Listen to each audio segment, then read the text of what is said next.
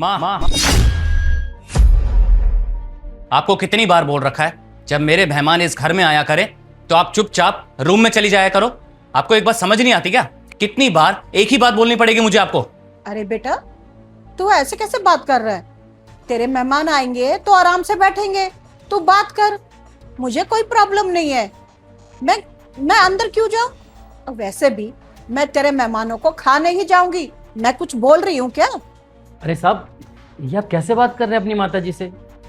आज से पहले तो आपको ऐसे बात करते हुए नहीं देखा। और साहब, ये तो माँ है ना आपकी, अपनी माँ से ऐसा कौन बात करता है? अबे ओ नौकर, अपनी ना औकात में रह, समझा तू? मुझे मेरी माँ से कैसे बात करनी है कैसे नहीं मुझे मत सिखा, और अपनी औकात में रह, काम कर जाके अपना। जैसे जैसे आपकी उम्र बढ़ती जा रही है आपका दिमाग कम हो गया है क्या? हाँ, कितनी बार बोलना पड़ेगा मुझे? लेकिन बेटा।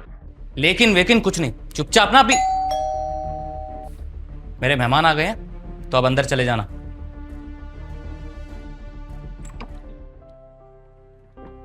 फाइनली आ गई तुम? हाँ, आ गई। तुम्हें पता है कितने दिन से इंतजार था मुझे तुमसे मिलने का। वैसे मानना पड़ेगा, काफी अच्छी लग रही हो। हाँ तो अच्छी तो लगूंगी, तुमने ही तो मुझे ड्रेस गिफ्ट करी थी। और बताओ क्या क्या अच्छा लग रहा है मुझ में? अरे अब सब कुछ यहीं खड़े खड़े बता दूं या फिर अंदर भी आओगी? अरे अरे, ये क्या कर रही हो? मम्मी यहीं बैठी है। तुम्हारी माँ घर पे है? जब तुम्हारी माँ घर पे थी तो तुम्हें मुझे बुलाने की क्या जरूरत है यहाँ पर? अरे यार साक्षी, मुझे पता है ये बात, और मम्मी भी सत्संग में जाने वाली थी सुबह, लेकिन मैं क्या करूं, वो जिसके साथ जाने वाली थी उनको कुछ प्रॉब्लम हो गई है तो इसलिए नहीं जा पाई। अरे तो तुम मना भी तो कर सकते थे मुझे। यहाँ पर क्या तुमने मुझे मेरी बेइज्जती करने के लिए बुलाया है? मना कर देते, मैं अपने घर ही रुक जाती। अरे साक्षी, कैसी बात कर रही हो तुम? मुझे ना ऐसा लगता है तुम्हें एक नंबर के पागल लड़के हो। जब तुम्हारी माँ यहाँ पर थी तो तुम्हें मुझे बुलाना ही नहीं चाहिए था। पता नहीं तुमने क्या सोच के मुझे यहाँ पर बुला लिया है। और ये पहले से डिसाइडेड था ना कि जब मैं तुम्हारे घर आऊँ तो घर पे कोई नहीं होना चाहिए। अरे साक्षी, आराम से, ऐसे तेज बोलोगी तो मम्मी सुन लेगी, अजीब लगेगा। अरे तो मैं कौन हूँ फिर तुम्हारी, तुषार?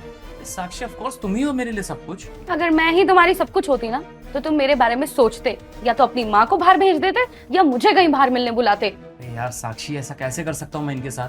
इनकी तबीयत ठीक नहीं है, अगर कुछ हो गया तो जिम्मेवारी कौन लेगा? तुम ना एक काम करो, तुम अपनी माँ का ख्याल रखो और उसी के साथ रहो। मैं जा रही हूँ यहाँ से।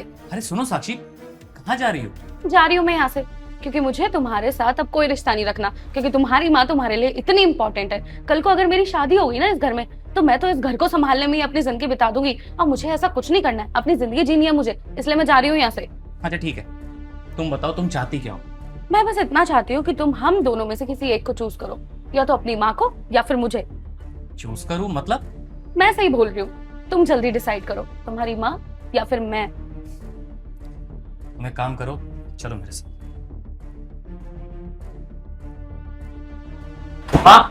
हाँ बेटा बोल, क्या हुआ?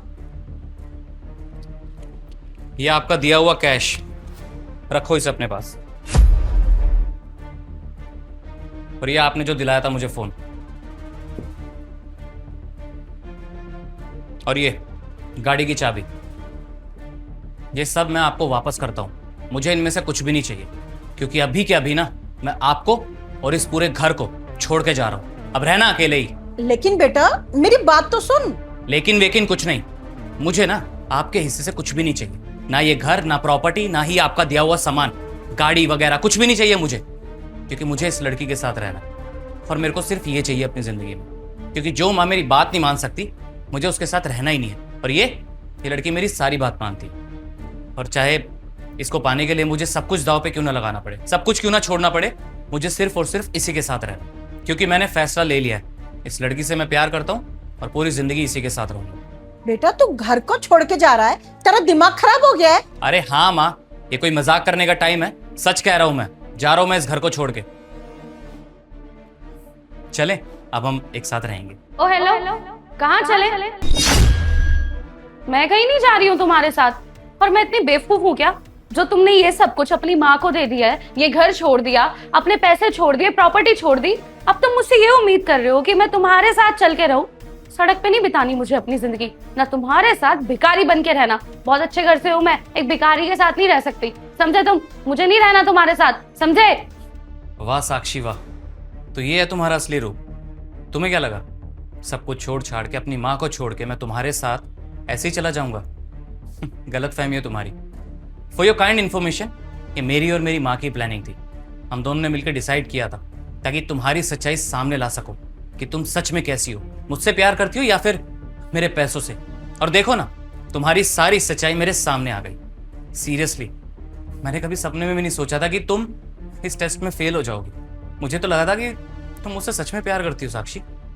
लेकिन सच में यार, तुम जैसी लड़कियों का असली रूप जानना ना बहुत मुश्किल होता है, इसलिए हमें ये सब ड्रामा करना पड़ता है। खैर, तुम्हें एक बात और बता दूं, तुम्हारी जैसी 100-200 लड़कियां और मेरे सामने आ गई ना, लेकिन फिर भी मैं अपनी माँ को कभी नहीं छोड़ूंगा, कभी उनका साथ नहीं छोड़ूंगा मैं, क्योंकि मैं उन बेटों में से नहीं हूं जो अपने माँ बाप का ऐसे ही साथ छोड़ के चले जाएं। समझे तुम? खैर, इतना सब कुछ देखने के बाद तो तुम्हें पता लग ही गया होगा कि मुझे तुम्हारे साथ तो नहीं रहना।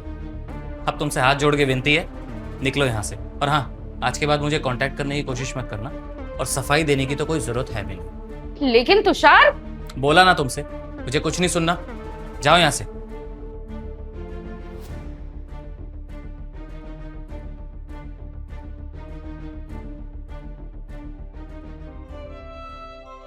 अरे बेटा, ये सब क्या चल रहा है? कुछ बताएगा मुझे?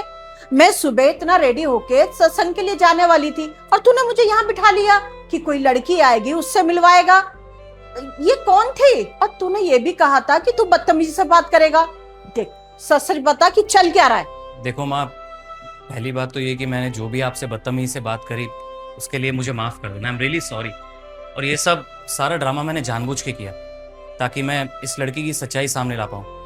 माँ, दरअसल बात यह है कि इसका नाम साक्षी है और मैं इससे बहुत प्यार करता था। बस मुझे ये देखना था कि ये लड़की मुझसे सच में प्यार करती है या नहीं करती, और बहुत जल्द ना इससे शादी भी करना चाहता था। लेकिन मुझे बस इस बात का डर था कि ये सच में मुझसे प्यार करती है या फिर मेरे पैसे और प्रॉपर्टी से।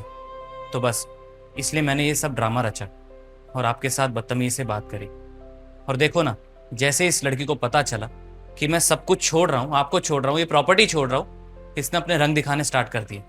और आजकल तो माँ, आपको पता ही है माहौल क्या चल रहा है, लड़कियां कैसे कर रही हैं लड़कों के साथ। शादी के बाद एकदम अलग हो जाती है, अलग ही रंग दिखाती हैं अपनी। सही हुआ ना, अब इसकी सच्चाई सामने आ गई सारी और मेरी जिंदगी बच गई। और माँ आपको एक बात बोलूं, ऐसी 100 लड़कियां भी मेरी जिंदगी में आ जाए ना, आपकी बराबरी कोई नहीं कर सकता, क्योंकि मेरे लिए सबसे पहले आप हो, आपसे ऊपर कुछ नहीं।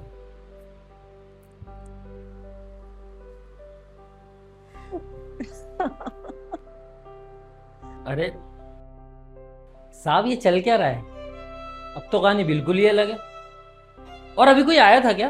अरे तुझे मैं बाद में समझा दूंगी, तू जा फटाफट हमारे लिए चाय लेकर आ, मुझे सत्संग में भी तो जाना है। ठीक है माता जी, अभी बना देते हैं।